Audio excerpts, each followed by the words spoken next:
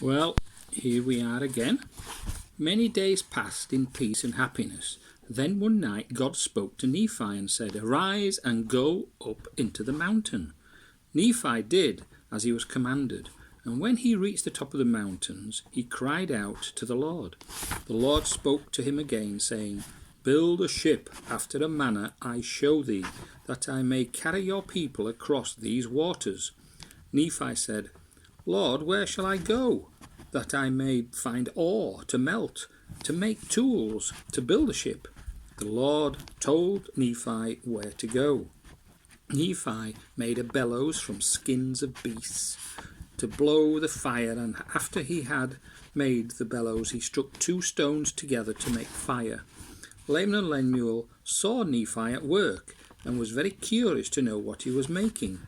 They wondered. First, they thought he was building a trap from ore which will catch wild beasts. Later, they decided that he was making tools to use to build himself a house. At last, they asked him to tell them what he was doing. "I am making tools which will help me build a ship," answered Nephi. "A ship?" said Lemuel, astonished. "Are you crazy?" said Laman. "You don't know how to build a ship, do you?" "No," said Nephi, "but the Lord God knows all things, and he has promised to guide me in building a seaworthy vessel." "Where do you purpose to sail it?" asked Laman, growing more angry every minute. "The Lord has commanded us to sail across the sea," said Nephi quietly. "You mean you expect us to sail across this great sea in a ship you build? No, my brother, we are not as foolish as you may think." By this time a crowd had gathered and stood listening.